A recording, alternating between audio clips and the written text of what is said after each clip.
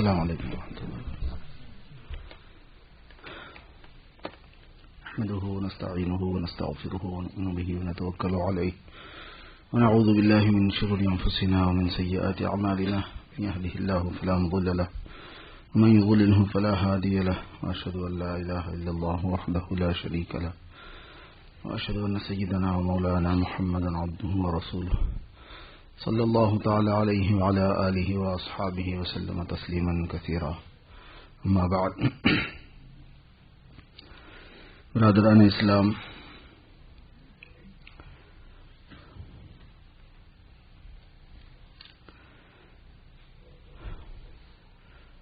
جیسا کہ اس سے پہلے بھی مذاکرہ ہوا کہ شعبان کی نصف پر 15 شعبان پر انسانوں کے فیصلے ہوتے ہیں.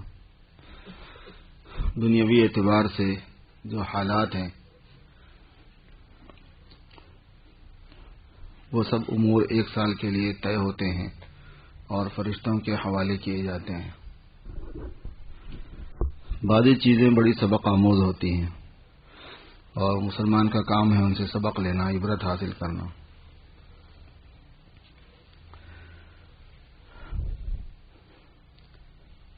نصف شعبان کو ہم اس کا مذاکرہ کر رہے تھے. نصف شعبان 14 شعبان ہونے کے بعد جو شب آتی ہے اس کو کہتے ہیں، اور 15 شعبان کو صبح میں پلین والا حادثہ ہو گیا جو کراچی میں پلین اسلام آباد میں گرا. 152 آدمی ایک ساتھ جو ہے وہ انتقال کر گئے.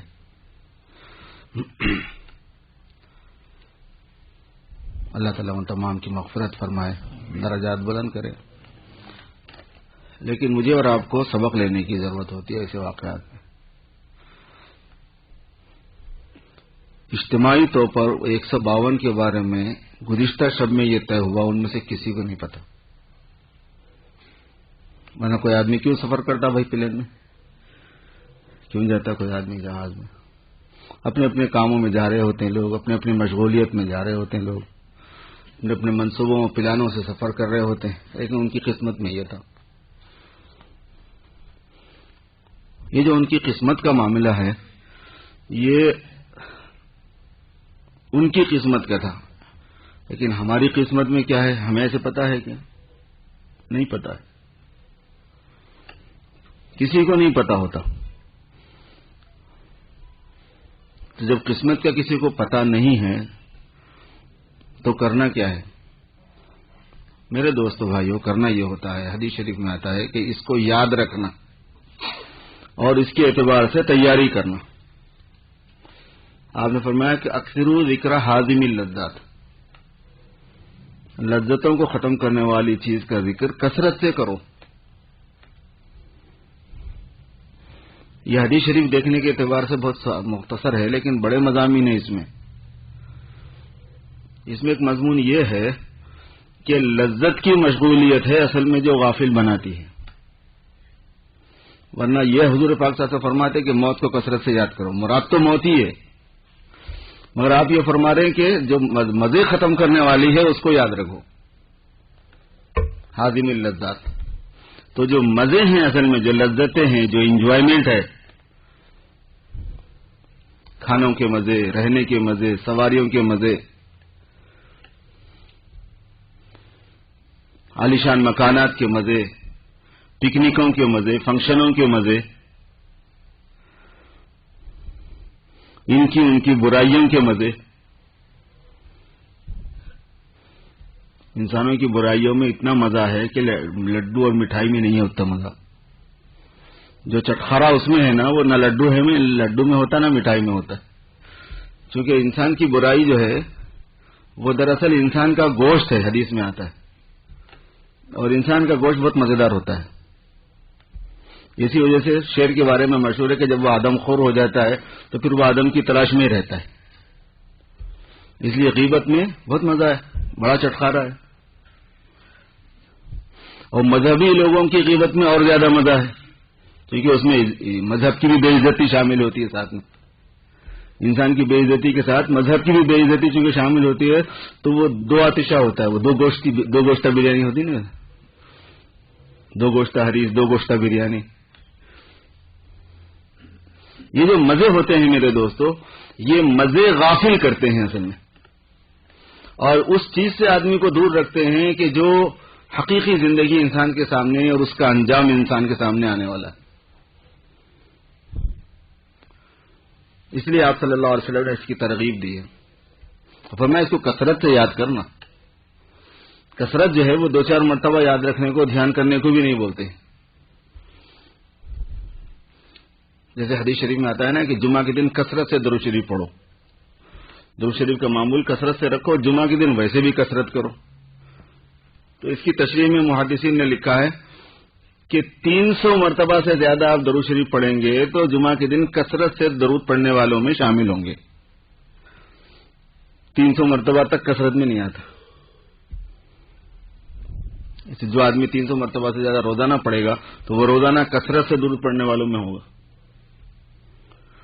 تو موت کے لیے کثرت کا ذکر 300 مرتبہ سے زیادہ کے لیے نہیں ہے، لیکن ایک بات میں بتا رہا ہوں کہ کثرت کسی چیز کی زیادتی جو ہے وہ بالکل بھولنے پہ تو خیر کیا بولی جائے گی، تھوڑا بہت یاد رکھنے پہ بھی نہیں بولی جاتی.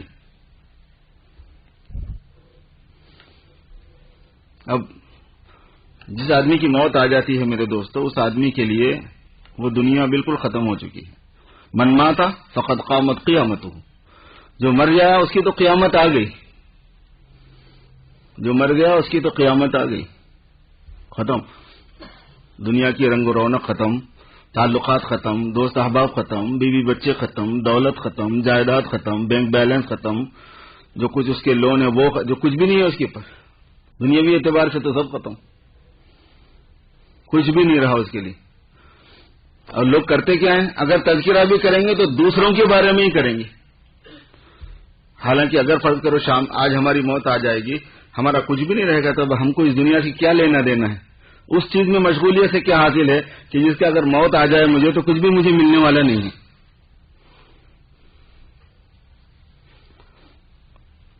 اگر کسی کو دین کے اعتبار سے تھوڑی فکر ہوتی بھی ہے تو وہ اس ٹائپ کی ہوتی ہے کہ لگتا ہے کہ اس آدمی کو اپنے دین کے بارے میں فکر نہیں ہے.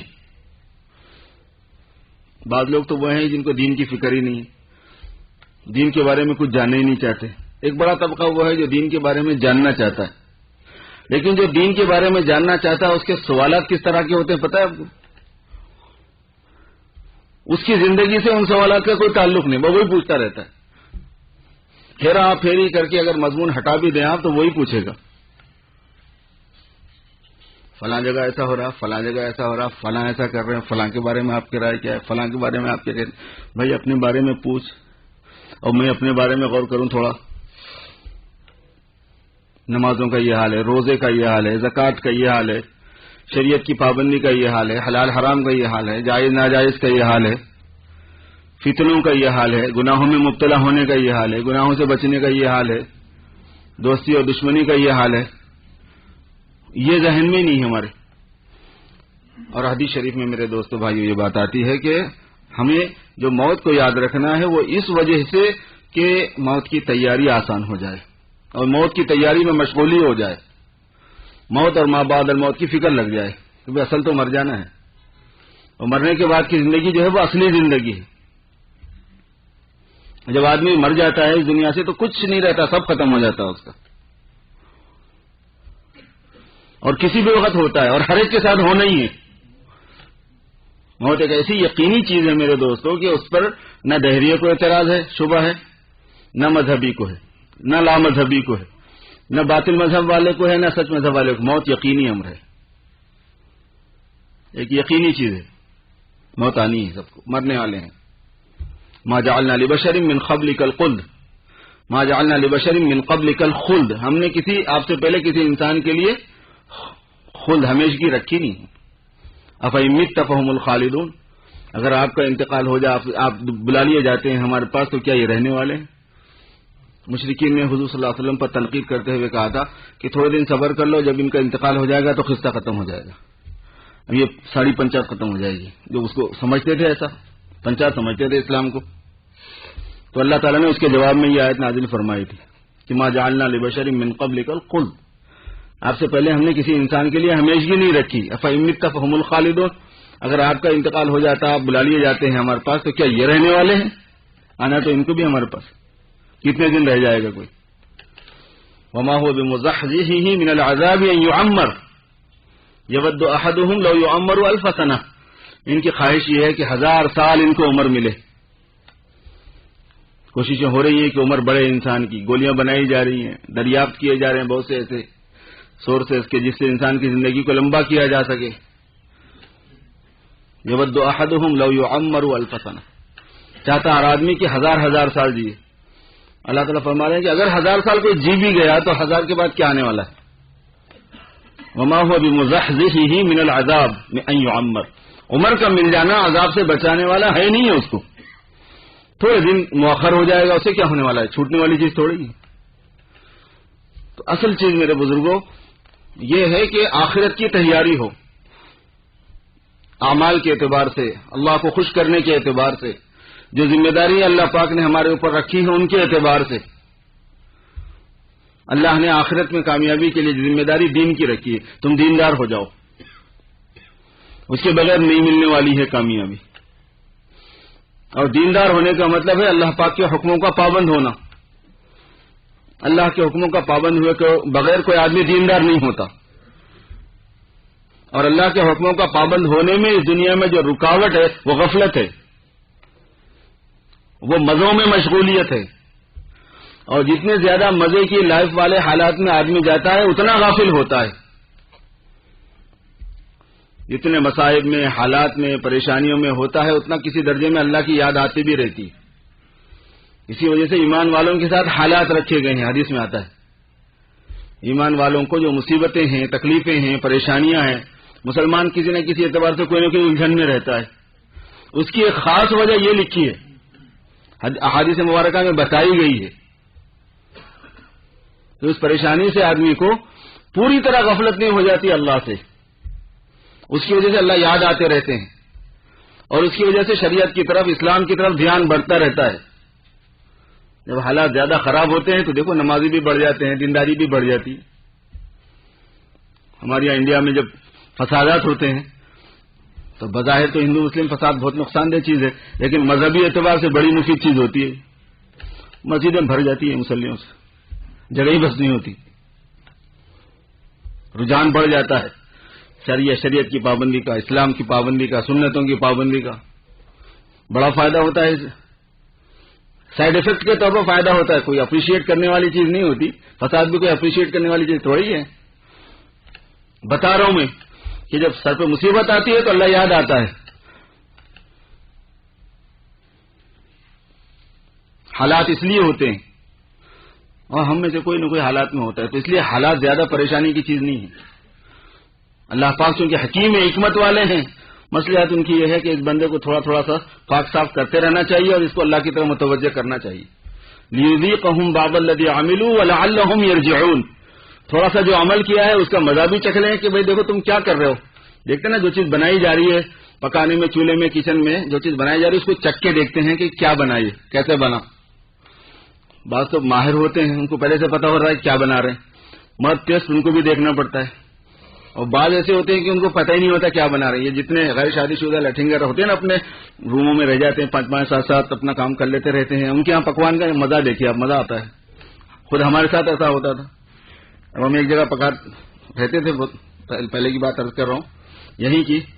وہ ہمارا دوست بولتا تھا کیا پکائیں گے، تو میں نے کہا یار کچھ بھی پکا لے. تو پھر اس کے بعد وہ پکا دیتا تھا. پھر ہم باہر سے آتے ہوئے کیا پکایا ہے، کہنے کے یہ نہیں پتا کیا پکایا ہے، مزہ دیکھ کے نام رکھ لیں گے. جب کھا لیں گے ٹیسٹ دیکھ کے، ذائقہ دیکھ کے مزہ رکھ لیں گے کیا پکایا ہم نے آج. ہر آدمی جو پکاتا ہے وہ چکھتا ہے، دیکھ کے طے کرتا ہے کہ یہ کیا بنا ہے، کیسے بنا ہے. اللہ تعالیٰ فرما رہے ہیں کہ تم اپنے عمل سے جو پکا رہے ہو آخرت کی کھچڑی وہ کیسی ہے، ذرا اس کا ٹیسٹ دیکھ لو. تو دنیا میں جو حالات ناگوار آتے ہیں وہ ہم پکا رہے ہوتے ہیں اپنے لیے، اس کا وہ ٹیسٹ ہے. قرآن پاک کی آیت کا مضمون ہے لِيُذِيقَهُمْ بَعْضَ الَّذِي عَمِلُوا. اذاقَ يُذِيقُ مانے چکھانا. جو کچھ کر رہے ہیں یہ لوگ اس میں سے کچھ چکھ لیں، اس لیے حالات آتے ہیں. وَلَعَلَّهُمْ يَرْجِعُونَ، اور اس لیے تاکہ واپس ہو جائیں. یہ تو بھائی غلط چیز پک گئی، یہ تو غلط چیز پک رہی ہے، غلط چیز تیار ہو رہی ہے. اس لیے میرے دوستو تیاری کرنا ہے اصل میں موت کی. جب ہمیں بتایا گیا کہ نصف شعبان میں یہ فیصلے ہوتے ہیں، دوسرے دن اتنا بڑا سبق مل گیا. ساری خبروں میں سب بڑے چینل سب یہی تھی کہ صاحب 152 آدمی جو ہے 152% اجتماعی طور پر کتنا بڑا حادثہ ہے، کیسے تکلیف دینے والا معاملہ ہے، کتنے خاندانوں کو متاثر اس نے کیا ہوگا، کتنی چیزوں کو متاثر اس نے کیا ہوگا. کسی کی زندگی کا بھروسہ نہیں، ہماری بھی زندگی کا بھروسہ نہیں. حضور نے فرمایا کہ جب صبح ہو جائے تو شام کے بارے میں زیادہ ذہن میں مت رکھو الجھن، اور جب شام ہو جائے تو صبح کے بعد دنیاوی اعتبار سے بات ہمیشہ آخرت سامنے. حضرت صحابہ رضی اللہ عنہ اجمعین کا معاملہ یہ تھا کہ ہمیشہ آخرت سامنے. اور یہ جو لذتیں ہوتی ہیں، مزے ہوتے ہیں، یہ مزے ہی اصل میں سارا راستہ ختم کرتے ہیں میرے دوست. ساری ہماری راہ مارنے کا کام، آخرت برباد کرنے کا کام. علماء نے فرمایا کہ کوئی ہم انسان کا دشمن اتنا نہیں ہے جتنا انسان کا دشمن اس کا نفس ہے. کافر اور مشرک یہ اتنا دشمن نہیں ہے انسان کا جتنا خود اس کا نفس اس کا دشمن ہے. اور وہ جو دشمن ہے وہ بھی نفس کی وجہ سے ہی بنے ہوئے ہیں. مسلمان کا جو دشمن ہے وہ عارضی ہے، لیکن وہ بنا ہے نفس کی وجہ سے. حتیٰ کہ شیطان بھی انسان کا دشمن بنا ہے، وہ شیطان کو دشمن انسان اس کے نفس نے بنایا ہے. ان اعداء عدوک نفس کلتی بین جنبیک، تمہارا بڑا دشمن وہ تمہارا نفس ہے جو تمہارے پہلوؤں کے درمیان میں. اور نفس کو کیا چاہیے؟ علماء نے فرمایا کہ نفس کی اصلی غذا شہوت اور غفلت ہے. غافل رہنا چاہتا ہے وہ، اور مزے میں ٹیمپرری وقتی مزے میں بس. اس کی وجہ سے موت کی تیاری نہیں ہوتی. جو مر گئے چلے گئے دنیا سے ختم، کوئی تعلق ان کا دنیا سے نہیں رہا. ایسے ہمارا بھی نہیں رہے گا. اس کو حضور پاک صلی اللہ علیہ وسلم نے یاد رکھنے کو فرمایا ہے. اکثر ذکر عادم اللذات، کہ یہ لذتوں کو ختم کرنے والی جو چیز ہے، ہدم کرنے والی جو چیز ہے، حادم اللذات، ختم کرنے والی جو چیز ہے، اس کو جو ہے نا یاد کرو اور کثرت سے یاد کرو. کیسے واقعات عجیب عجیب قسم کے بزرگوں نے کتابوں میں لکھے ہیں تاکہ عبرت ہو، سبق حاصل ہو. لکھا ہے ایک واقعہ شیخ الحدیث نے کہ ایک بہت بڑا نواب تھا، بڑا اس نے عالیشان محل بنایا، دنیا بھر کی چیزیں برسوں کے لیے اس نے جمع کی، اور اس کے بعد اس نے ایک عالیشان دعوت کا اہتمام کیا. رقص و سرود کی مجلس جمی ہوئی تھی، ٹانگ پہ ٹانگ ڈال کے بیٹھا ہوا تھا، پارٹیاں ہو رہی تھی، لوگ کھا رہے تھے. اچانک دروازے پہ جو ہے ایک فقیر نے دستک دی. خادم دوڑے ہوئے گئے اور زور سے ماری کافی اس نے دستک. اس نے کہا کہ وہ جو تمہارا مالک ہے نا سیٹھ صاحب، اس کو بلاؤ ادھر. اور پھٹے پرانے حال میں فقیر. تو وہ لوگ کہنے لگے تیرے پاس آئے گا ہمارا مالک، ہمارے صاحب تیرے پاس آئیں گے، اور تجھے ہمت کیسے؟ وہاں جا کے اس نے بتایا کہ ایک فقیر ہے، پھٹے پرانے حال میں ہے، وہ آپ کو بلا رہا ہے. تو اس نے کہا کہ اس کو میرے بلانے کا مزہ نہیں چکایا تم لوگوں نے. خادموں سے اس نے کہا کہ اس کے بلانے کا مزہ اس کو وہیں چکا دینا تھا اس سے پہلے کہ مجھے آگے بولتے. اتنے میں اس نے اور زور سے دستک ماری. اس نے کہا کہ اس کو بلاؤ. اس نے یہاں سے غرانا شروع کیا کہ اس کو ایسا کر دو، اس کو ویسا کر دو. اتنے میں وہ اندر آ گیا. پھر اس کی بات کہنے لگا کہ تو کیا تیرا باپ بھی مجھے آنے سے نہیں روک سکتا. پتا ہے میں کون ہوں؟ میں ملک الموت ہوں. اب یہ کہنا تھا کہ ہاتھ تھر تھری چھوٹ گئی، کانپنے لگ گیا، ہاتھ جوڑنے لگا، سارا مزہ کرکرا ہو گیا. کہنے لگے مجھے اتنا وقت دے. وہ یہ سوچ رہا تھا کہ میں نے تو 50-60 سال تک کے لیے دولت جمع کر لی، کچھ بھی نہ کماؤں تو بھی مزے میں رہوں گا. اس نے کہا میں ملک الموت ہوں. اس نے کہا کہ مجھے اتنا ٹائم دے دے کہ میں وصیت لکھ دوں. کہنے لگے وصیت کا وقت نہیں ہے، چلو. اور فوراً روح نکل گئی، دار سے گرا مر گیا وہیں. میرے دوستو زندگی کا ایسا معاملہ ہے، یاد رکھنے کی چیز ہے. اسی واسطے آپ نے فرمایا اکثر ذکر عازم اللذات، کیونکہ جس آدمی کو حضور نے فرمایا کہ جو موت کی تیاری کرنے والا ہے وہ سمجھدار ہے کہ مرنا ہے، ہم سب کو اللہ کے دربار میں حاضر ہونا ہے. وہاں ایمان اور اعمال ہی کام آنے والے ہیں اور کوئی چیز کام آنے والی نہیں. وہاں نماز روزہ کام آئے گا، ذکر تلاوت کام آئے گی، صدقہ خیرات کام آئے گا، حرام سے بچنا کام آئے گا، گناہوں سے اپنے کو بچانا کام آئے گا، ذکر و فکر کام آئے گا، درود شریف کی کثرت کام آئے گی، دین کی تبلیغ کام آئے گی، دین کی اشاعت کام آئے گی، دین کا پھیلانا کام آئے گا، انسانوں کے ساتھ ہمدردی کام آئے گی، غمخواری کام آئے گی. جو کام آنے والی چیز ہے اس میں لگی. اس کا موسم بھی اللہ پاک نے قریب کر دیا. رمضان کا مبارک مہینہ آ رہا ہے، تو جو واقعات اس قسم کے ہوتے ہیں وہ واقعات بڑے عبرت آموز سبق دینے والے ہوتے ہیں، ان سے سبق لینا چاہیے اور ایک تاثر قلب پر ہو۔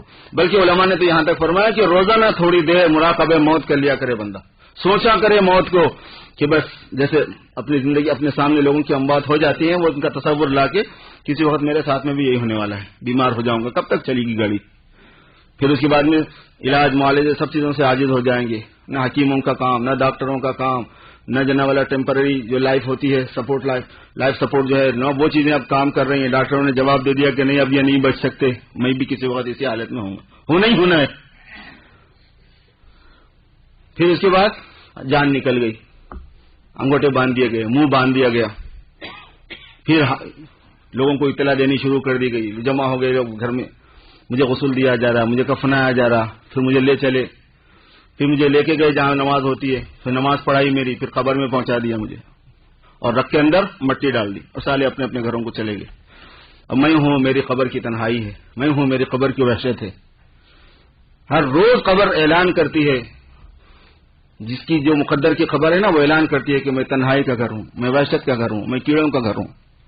اللہ ہے کہ اللہ پاک جس کے لیے وسیع کر دے مجھے، اور سب کو پتا ہے کہ ایمان والے کے لیے وسیع کی جاتی ہے، کشادہ کی جاتی ہے۔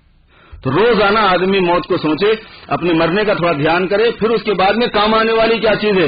اگر اللہ مجھ سے خوش ہے تو میری زندگی کامیاب ہو جائے گی، اور اگر اللہ ناراض ہو گئے تو میری زندگی برباد ہو جائے گی۔ میں نے کچھ دین کے کام کر لیے تو آج کام آئے گا، اور نہیں کیے میں نے تو کوئی چیز میرے کام نہیں آئے گی۔ تو یہ چیز کا تھوڑا سا مراقبہ روزانہ آدمی کو میرے دوستوں نیک اعمال کی طرف مائل کرتا ہے، توبہ پہ متوجہ کرتا ہے، گناہوں سے بچنے میں مدد دیتا ہے، دین پر چلنے میں ہمت پیدا کرتا ہے۔ اللہ تعالی ہم سب کو عمل کی توفیق دے۔ سنتیں پڑھ لیں۔